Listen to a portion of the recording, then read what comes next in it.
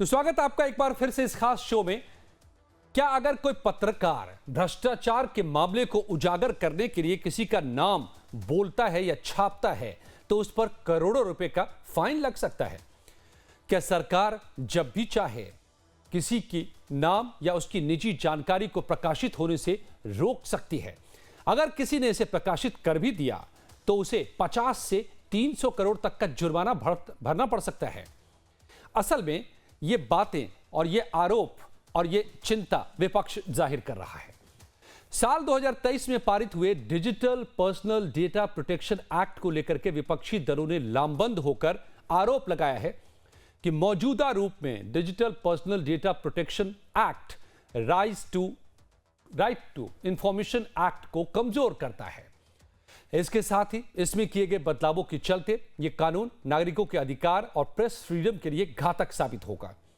India गठबंधन की ओर से एक साझा प्रेस कॉन्फ्रेंस कर इस कानून की धारा 44(3) को खत्म करने की मांग की गई है और इस मांग के साथ बाकायदा एक ज्ञापन केंद्रीय आईटी मंत्री अश्विनी वैष्णव को दिया जाएगा।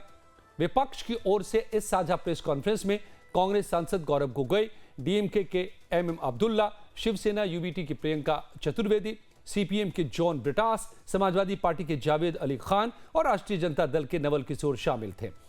दरअसल हाल में सरकार ने कहा है कि डीपीडीपी कानून के नियम 6-8 हफ्तों में आखिरी तौर पर अब सामने होंगे, जिसके बाद इन्हें नोटिफाई कर दिया जाएगा, मतलब लागू कर दिया जाएगा। सूचना और प्रसारण मंत्री अश्विनी वैष्णव ने इस बात की जानकारी देते हुए कहा कि अब हमारे पास लोगों के पर्सनल डेटा को सुरक्षित करने के लिए एक बेहतर कानूनी ढांचा आ गया है और इसे लागू करने के बाद लोगों की निजी सूचना सुरक्षित होगी। सुनिए क्या कहा है अश्विनी वैष्णव ने। जब आधार का लॉ बना था तब हमारे पास डेटा प्रोटेक्शन का और प्रिवेसी का एक हॉरिजॉन्टल लॉ नहीं था। तब एक बेसिक प्रिवेसी का लॉ देश में नहीं था। अब हमारे पास digital personal data protection act 2023 आज हमारे पास है और इसके रूल्स करीब करीब बन चुके हैं। जैसा कंसल्टेशन एक्ट बनाने के टाइम में हुआ था उतना ही एक्सटेंसिव कंसल्टेशन रूल्स बनाने के टाइम में भी हुआ है। अब वो कंसल्टेशन करीब करीब फिनिश होने को आया है। बहुत जल्दी रूल्स नोटिफाई भी हो जाएंगे। तो एक तरीके से हमारे पास देश में एकदम आधुनिक एब्सोल्युटली मॉडर्न लीगल फ्रेमवर्क अब आ गया है। तो विपक्षी दल और आरटीआई एक्टिविस्ट को चिंता है कि इस कानून के लागू होने से सूचना का अधिकार कमजोर हो जाएगा, जो दावा कर रहे हैं सूचना प्रसारण मंत्री, आपने सुना, और सूचना पर सारी शक्ति सरकार के हाथ में चली जाएगी। यह भी विपक्ष डर जता रहा है। सरकार जब चाहे किसी भी व्यक्ति से जुड़ी जानकारी को हासिल करने, उस जानकारी को प्रोसेस करने या फिर जानकारी को पब्लिक करने से रोक सकती है। इससे राइट टू इंफॉर्मेशन एक्ट कमजोर होगा और भ्रष्टाचार को उजागर करने में मुश्किलें आएंगी। सुनिए क्या कहते हैं कांग्रेस सांसद गौरव गोगोई। जो गाइडलाइंस है वो पूरा डिजिटल डेटा प्रोटेक्शन एक्ट जो रिसेंटली पास हो उसको काट दिया।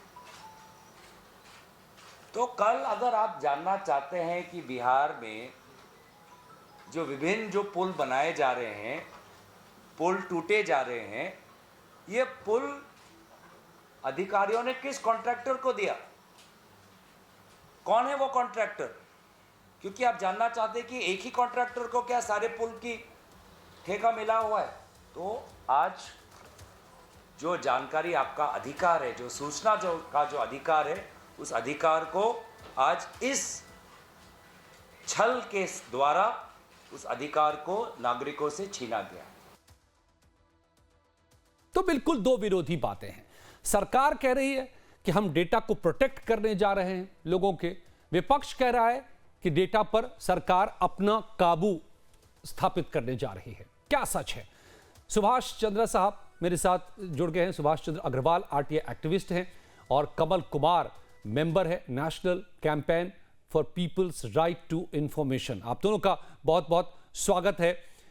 सबसे पहले तो कमल जी, आपसे समझना चाहूंगा, ये जो एक्ट है इसको लेकर के जो कंफ्यूजन है वो क्या आपको लगता है कि सही है, ये एक्ट डेटा के प्रोटेक्शन के लिए आया है या फिर डेटा पर कंट्रोल के लिए आया है?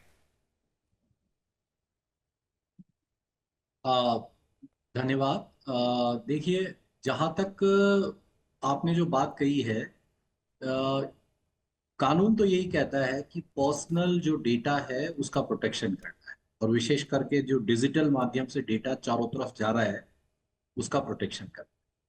लेकिन आप, ये वही वाली बात है कि आप जिस कानून को लेके आए हैं उस कानून में प्रोटेक्शन की बात करें, लेकिन वो प्रोटेक्शन को लाने वाले जो लोग हैं वो सरकार है।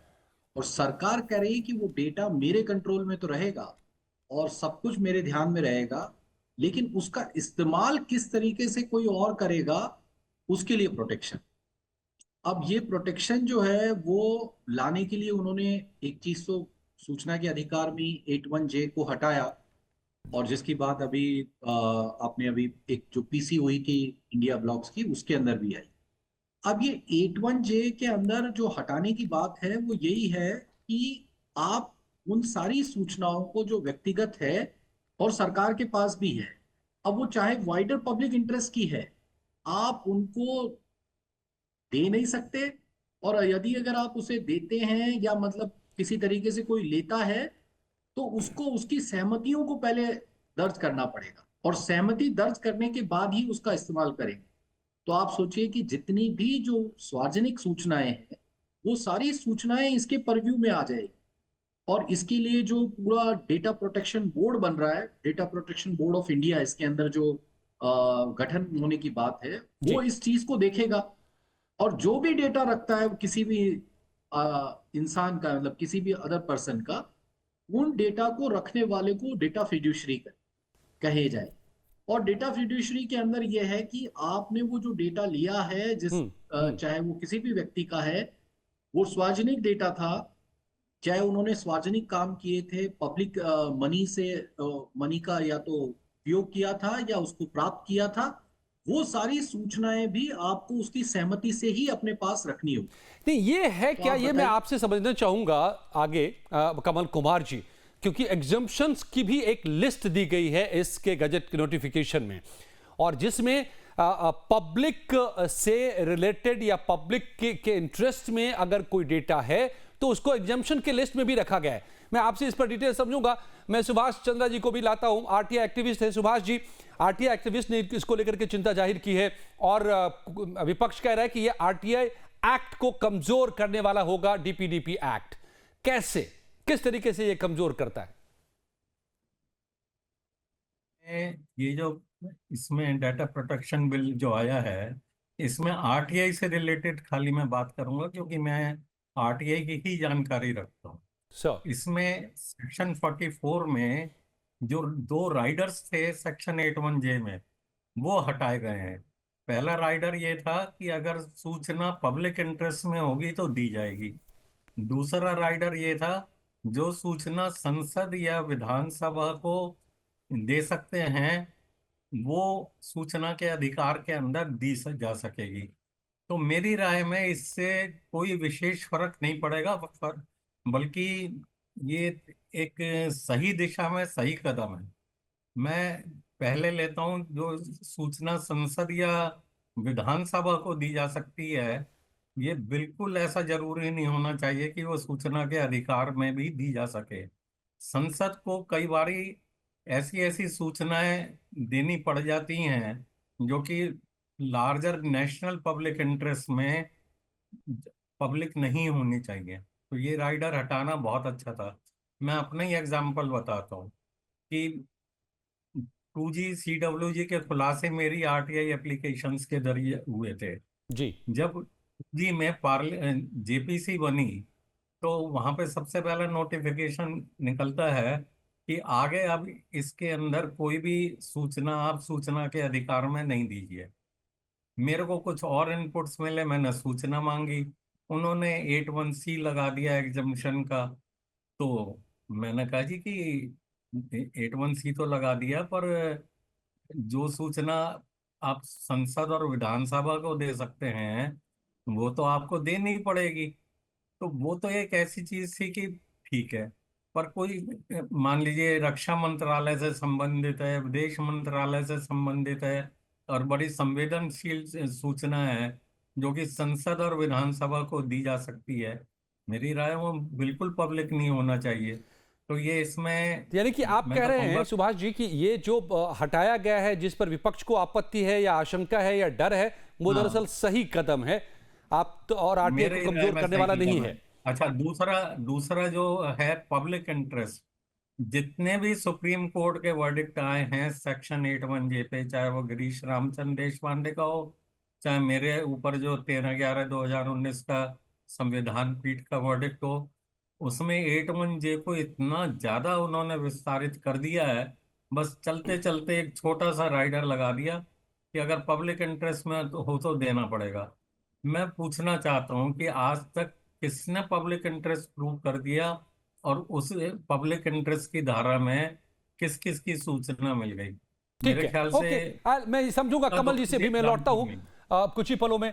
सुभाष जी, और बड़ा सवाल और एक बड़ी चिंता विपक्ष ये भी जता रहा है कि मान लीजिए हम पत्रकार अगर किसी का नाम भ्रष्टाचार के मामले में उजागर करते हैं, तो क्या हम पर 50 करोड़ या 100 करोड़ या 200 करोड़ या 250 करोड़ का जुर्माना लग जाएगा, या सिर्फ ये फिड्यूशरीज के लिए हैं जो डेटा इकट्ठा करने वाली कंपनियां हैं? इसको भी मैं क्लियर करूंगा। ये सूचना पर ताला है डीपीडीपी एक्ट, या फिर प्राइवेसी पर ताला है? ये एक सवाल विपक्ष ने उठाया है। जिस कानून को लागू करने की बात हो रही है, हालांकि 2023 में ही कानून पास हो गया था, लेकिन अब उसे नियमों में ढाल करके लागू नोटिफाई करने की तैयारी है। तो इससे पहले विपक्ष की यह चिंता। सूचना और प्रसारण मंत्री अश्विनी वैष्णव तो यहां तक कहते हैं कि असल में डीपीडीपी एक्ट को आधार से जोड़कर लोगों के लिए इसे योजनाओं का फायदा लेने का एक आसान जरिया बनाया जाएगा। अलग अलग योजनाओं के लिए अब एक गरीब मां को बार बार अपना आधार नहीं बदलना पड़ेगा, लगाना पड़ेगा जाकर के। वहीं पर शिवसेना यूबीटी प्रवक्ता प्रियंका चतुर्वेदी ने इसी प्रेस कॉन्फ्रेंस में, जिसकी आप तस्वीर देख रहे हैं मेरे पीछे, उसमें कहा कि इससे दरअसल लोगों की जानकारी के बगैर भ्रष्टाचार की गंगा बहेगी और लोगों को न पता चलेगा न कुछ कोई कर पाएंगे। तो सुनिए दोनों की बातें। वैरायटी ऑफ यूजेस हैं, उन सब के लिए अलग अलग बार बार कंसेंट, बार बार अलग अलग जगह डेटा देना, बार बार अलग अलग जगह कार्ड या ऑथेंटिकेशन करवाना, वो सब नहीं करना पड़े, ऐसा लीगल फ्रेमवर्क बने। अगर एक गरीब माँ को अपनी सारी सर्विसेज के लिए आसान से आसान तरीका उपलब्ध हो, वो इस कानून का ऑब्जेक्टिव होना चाहिए। सारे राज्यों में जो भ्रष्टाचार की बातें निकली हैं वो आरटीआई के माध्यम से ही निकली हैं, उसी पे सबसे बड़ा हमला हो रहा है। ये दुर्भाग्यपूर्ण है। और मैं आपको एक और चीज बताऊं, ये जो डीपीडीपी एक्ट था जो 2019 में पहले आया था, उसमें कोई ऐसा प्रावधान नहीं था। 2021 में भी जो लाए थे जेपीसी के बाद, उसमें भी ये प्रावधान नहीं था। 2023 में अपनी मनमानी कर इन लोगों ने इस प्रावधान को लाए हैं, जिसे आरटीआई एक्ट को बिल्कुल नल एंड वॉइड करने की तरफ लेकर जा रहे हैं।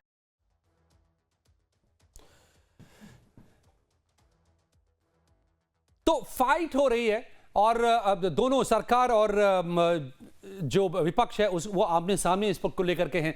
लेकिन इसमें इसको समझना जरूरी है कि डाटा प्रोटेक्शन एक्ट पर सरकार के जो दावे हैं इस एक्ट के तहत, वो सरकार क्या क्या दावा कर रही है। हम आप लगातार टीवी स्क्रीन पर भी ग्राफिक्स चला रहे हैं, और जो विपक्ष के दावे हैं वो क्या क्या हैं, इसको लेकर के भी आप स्क्रीन पर लगातार देख सकते हैं। लेकिन सुभाष चंद्र अग्रवाल साहब हैं हमारे साथ, और कमल कुमार जी हैं मेरे साथ एनसीपीआरए से। कमल जी, तो आप जो कह रहे थे सुभाष जी की राय उससे कुछ अलग नजर आ रही है। मैं ये समझना चाहूंगा, बहुत ही जटिल विषय है और आम लोगों के लहजे में मैं समझना चाहूंगा कि क्या इससे आपको जो खतरा नजर आ रहा है वो क्या है?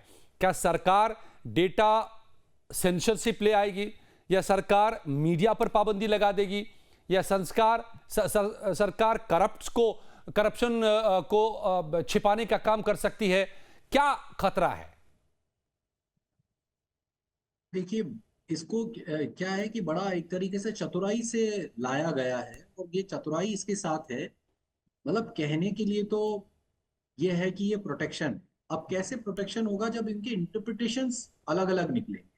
अब ये इंटरप्रिटेशंस को आप समझिए इस तरीके से कि आपको किसी भी समय पर पत्रकारों को, सर्वे एजेंसीज को आपको डेटा फिड्यूशरी बना दिया जाए, क्योंकि आप किसी न किसी का डेटा लेके आएंगे और उसमें सहमति का होना बड़ा जरूरी है, क्योंकि उस डेटा को आप किसी तरीके से पेश करेंगे। और यहाँ पर मामला यही है कि किसी का भी डेटा, वो व्यक्तिगत डेटा है, और उस डेटा को अगर आप इस्तेमाल करेंगे तो उसमें सहमतियां कलेक्ट करना और जिसके लिए वो काम में लिया जा रहा है उसकी सहमति कलेक्ट करना।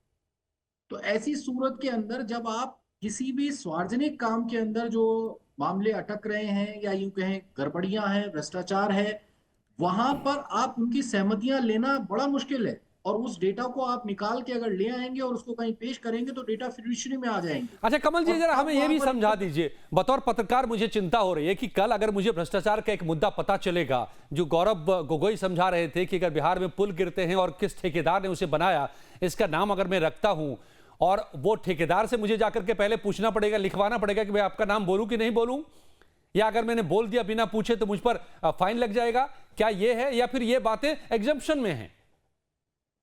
अभी ये बड़ा सवाल यही होने वाला है कि ये डेटा आपको मिलेगा ही नहीं। अब आप उससे जाकर वो कागज ले जाएं तब तो ठीक है, लेकिन अगर मान लीजिए डेटा का कंट्रोल सरकार के पास है और सरकार कहेगी कि ये डेटा आपको उनकी सहमति के बिना नहीं मिल सकता है, तो वो मिलेगा ही नहीं, ये स्थिति भी आ जाए, क्योंकि आप वो डेटा ले ही नहीं पाएंगे। और अगर मान लीजिए आपने किसी दूसरे सोर्स से, लाइक पत्रकार जो है वो कई बार कहते थे कि हमारे गुप्त सोर्स से, हमारे सूत्र से हम बता रहे हैं, यहाँ ठीक है। ये सूत्र वाली बात नहीं बैठ पाएगी। और सूत्र को वहां साबित नहीं कर पाया अगर आपने data protection board of India के अंदर, जी। अगर वो आपको वहां पर घसीटता है कोई भी, अब मान लीजिए आप सही भी हैं और आपको कोई घसीट के वहां ले जाता है, तो फिर आप वहां पर अपनी हियरिंग और पेशी के अंदर कहां बच पाएंगे? वो data protection board of India जो है वो गवर्नमेंट ही बनाएगी, जो भी तत्कालीन सरकारें या जो भी अभी की सरकारें होंगी। ठीक है, तो ऐसी तो सूरत के सरकार अंदर चाहे तो फिर मेरे अब ऊपर ये वही वाली बात है सर, सजा- फंसाना कैसे है? जी। ईडी है, लेकिन जी। हमें ईडी किस पे चलानी है वो हमारे पास, वो चलेगा मामला। तो अगर ये बात जो आप कह रहे हैं अगर ये हो गया तो इसका मतलब होगा कि अब पत्रकारों पर अगर सच में 50 करोड़ या 100 करोड़ का फाइन लगाना शुरू किया सरकार ने, तो पत्रकारिता ये तो बंद हो जाएगी। या हालांकि कई पत्रकार ये कह रहे हैं मजाक में कि किसी पत्रकार के पास इतना पैसा होगा ही नहीं, आप ले लो जितना, कहां से लोगे। बहरहाल मैं बताता हूं कि सरकार के इस कानून पर क्या ऑब्जेक्शन विपक्ष ने जताया है, जरा इसको समझिए, जल्दी जल्दी बता देता हूं। विपक्ष कह रहा है कि digital personal data protection act पर जो ये सवाल उठाया जा रहा है, पूरा नाम ये है इसका, सूचना का अधिकार पर को ये कमजोर करता है। हालांकि हमारे मेहमान एक कह रहे हैं कि नहीं करता, दूसरे मेहमान कह रहे हैं कि ये चालाकी से किया गया है। आरटीआई एक्ट की धारा 8(1)(j) में संशोधन, ये आरटीआई पर हमला है। सूचना पर सरकार का नियंत्रण बढ़ेगा और निजता का इससे उल्लंघन होगा, ये भी इन तमाम नेताओं ने सामने रखा है। कानून की धारा 44(3) से सूचना पर सरकार का अख्तियार हो जाएगा, सरकार कंट्रोल करने लगेगी। पत्रकारिता और अभिव्यक्ति की स्वतंत्रता पर भी इससे असर पड़ेगा, यह भी विपक्ष चिंता जता रहा है, अपनी आशंका रख रहा है। खोजी पत्रकारिता और भ्रष्टाचार उजागर करना मुश्किल हो जाएगा हमारे जैसे पत्रकारों के लिए, यह भी कह रहे हैं।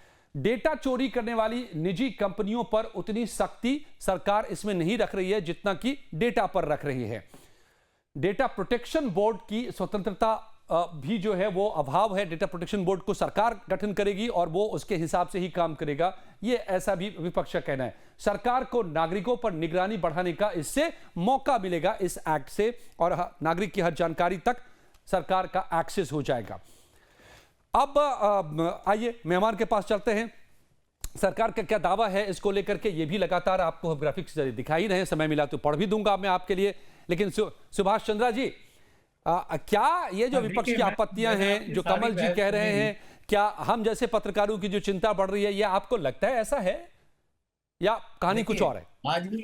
आज भी अगर पत्रकार बिना किसी सबूत के कोई बात अगर पेश कर देते हैं तो मानहानि का दावा तो आज भी हो सकता है। बेशक, अगर ये बिल है तो भी हो सकता है। तो इस बिल के आने से उस चीज पर क्या फर्क पड़ेगा? नहीं, लेकिन इसमें जो नई बात ये सुनने को मिल रही है, जो विपक्ष के नेता हमें बता रहे हैं, जो कमल कुमार जी बता रहे हैं कि मुझे अगर किसी भ्रष्टाचारी का या किसी क्रिमिनल का या किसी पॉलिटिशियन का, पता नहीं किन किन लोगों का, ये अभी साफ नहीं मैं समझ पा रहा हूं, आप समझाएं, नाम हमने लिया और उनकी सहमति नहीं है तो मुझ पर फाइन हो सकता है। क्या ऐसा है? ये मैं तो नहीं समझ सकती ऐसी कोई बात आई है इस बिल में। इस बिल में सूचना के अधिकार से संबंधित जो 2 राइडर थे सिर्फ वो हटे हैं और कुछ नहीं हटा है। कि पब्लिक इंटरेस्ट में हो तो आप 81J जो है वो लागू नहीं होगा। पब्लिक इंटरेस्ट कोई आज तक तो मैंने सुना नहीं कि किसी ने प्रूव करने की कोशिश भी करी है। और जो आप कह रहे हैं कि ठेकेदार का नाम उजागर नहीं हो सकता, कुछ नहीं हो सकता, मेरे ख्याल से तो अगर आपके पास पुख्ता सबूत हैं तो आप बिल्कुल नाम उजागर आज भी कर सकते हैं। मेरे कोई भी गवर्नमेंट ऐसी तानाशाह गवर्नमेंट इस लोकतंत्र में नहीं चल सकती जो कि अगर इस तरीके की बातें सामने आएगी और उसके ऊपर वो सीधा सीधा पत्रकार के ऊपर 50 करोड़ का जुर्माना लगा देगी। ये बात व्यवहारिक नहीं नजर आती मेरे को। ये फिर कमल भी जी, मैं अभी ये भी बात तो कह है। रहा हूं कि मैंने नहीं, पूरा इसमें कानून सुभाष नहीं जी की पढ़ा है, के तर्क में ये दम मुझे लग रहा है कि तब तो इसका मतलब लोकतंत्र खत्म। मतलब अगर ये पत्रकारिता में से हटा लिया जाए हमसे ये राइट, तो फिर हम पत्रकारिता करेंगे क्या? फिर तो दुकान बंद कर देंगे, फिर सरकार को जो मर्जी करे, चौथा स्तंभ खत्म। मैं नहीं ये समझता कि यही ऐसा मैंने कुछ कहा होगा। पर कि मैंने अभी मैंने क्या आपसे फिर ये कह रहा हूँ कि मैं खाली सेक्शन 44 पे बात कर सकता हूँ और जी, पूरा कानून मैं मैंने ये नहीं पढ़ा। कमल जी से मैं समझ रहा था। जी सुभाष जी। हाँ, मैं आपसे ये कह रहा हूँ कि इसको मतलब सिर्फ एक सेंस में नहीं देखना है। सुभाष जी सर जो बता रहे हैं वो एक सेंस है, वो ठीक है एक हद तक, लेकिन वो कंप्लीट नहीं होता ना। क्योंकि आपको आपको अलग अलग जगह पर जाकर अपने आप को निकलना पड़ेगा, ऐसा घुमावदार चक्कर है। आपको डेटा फिड्यूशरी भी तो बना दिया जाएगा, क्योंकि आप किसी का तो डेटा रख रहे हैं ना। तो आपको कौन सा डेटा रखने की अलाउंस होगी और उसको फिर बोर्ड देखेगा, तो यानी आपको बोर्ड के अंदर घसीटा जाएगा और बोर्ड के अंदर कोई भी व्यक्ति जा सकता है। और फिर सरकार के, आप जानते हो कि सरकार के लोग जो वहां बैठे हुए हैं वो किस व्यक्ति को कितना दबाना है, कितना उसको रोकना है, उनके ऊपर है। और पेनल्टी 10,000 रुपए से स्टार्ट होके 250 करोड़ तक है। तो किसी भी तरीके से कितना कितना पंच किया मतलब पिंच किया जाएगा, वो एक बड़ा सवाल है। क्योंकि आप डेटा फिड्यूशरी में तो आ ही जाएंगे, क्योंकि आप किसी का तो डेटा नहीं तो रख रहे हैं कमल ना, जी मैं ये और वो समझना बिना चाहता उसकी इच्छा के हूं, रख कमल रहे जी मैं ये समझना चाहता हूं कि जिम्मेदारी डेटा के प्रोटेक्शन साथ, एक दो-धारी अगर तलवार हो तथ्य गई है के सर। साथ, प्रूफ के साथ हम रखते हैं किसी के नाम को, जो कि हम अभी भी करते हैं, पत्रकारिता का ये बुनियादी धर्म है, तो क्या तब भी एक पत्रकार या एक विजिल ब्लोअर सजा का पात्र होगा, दंड का पात्र होगा इस कानून के हिसाब से, अगर सहमति नहीं ली है उस व्यक्ति की जिसने कुछ खता की है, जिसने कोई क्राइम किया है? अब ये बात यहाँ आएगी कि आप वो डेटा कैसे इकट्ठा कर रहे हैं। मतलब सवाल यही है कि आपने डेटा कैसे इकट्ठा किया है, वो भी इसमें एक प्रश्न बनेगा। क्या आपने वो बहुत लीगल तरीके से डेटा इकट्ठा किया है? आप कहां से लेके आए सूत्र के अंदर? क्या आप आपने एक तरीके से हैक करके लेके आए? तो ये सवाल डेटा डेटा जो प्रोटेक्शन बोर्ड है जी। वहां पर साबित करने में बहुत दिक्कत आने वाली है। तो मैं चलिए, कह रहा हूं इसकी ठीक इंटरप्रिटेशन है, ऐसे मैं जल्दी होंगे बता कि देता हूं कि इसमें दावा किया जा रहा है, अगर वो ग्राफिक्स के जरिए कि वो भी समझ लीजिए चलते चलते कि सरकार क्या दावा कर रही है, जरा इसको भी समझ लीजिए फटाफट। सरकार दरअसल कह रही है इसको लेकर के कि पर्सनल डेटा प्रोसेसिंग के लिए व्यक्ति की सहमति जरूरी होगी, इससे निजता सुरक्षित होगी। कि अगर आपका कोई इस्तेमाल कर रहा है नाम, डेटा, तो उसके लिए आपकी सहमति चाहिए। नागरिकों को अपने डेटा तक पहुंचने, उसे सही करने, मिटाने और शिकायत दर्ज करने का अधिकार होगा इस कानून के तहत। केवल आवश्यक डेटा ही जमा करने और सीमित उद्देश्य के लिए इसका इस्तेमाल करने पर इसमें जोर दिया गया है। डेटा केवल उसी खास मकसद के लिए उपयोग किया जा सकता है जिसके लिए सहमति ली गई हो। डेटा फिड्यूशरी यानी कि डेटा एकत्र करने वाली कंपनी को कहते हैं डेटा फिड्यूशरी, उस पर डेटा की सुरक्षा के लिए उचित उपाय करने की पूरी जिम्मेदारी होगी कि उसके यहां से कोई डेटा लीक नहीं हो। जैसा आज आपके फोन नंबर लीक हो जाते हैं, ईमेल लीक हो जाते हैं, आधार नंबर लीक होने का खतरा रहता है जो बैंकों में देते हैं। तो ये महत्वपूर्ण डेटा फिड्यूशरी संस्थाओं पर अधिक कठोर अनुपालन का अब इसमें दायित्व कर दिया गया है कि कोई आपकी डेटा थर्ड पार्टी किसी को नहीं बेच सकती।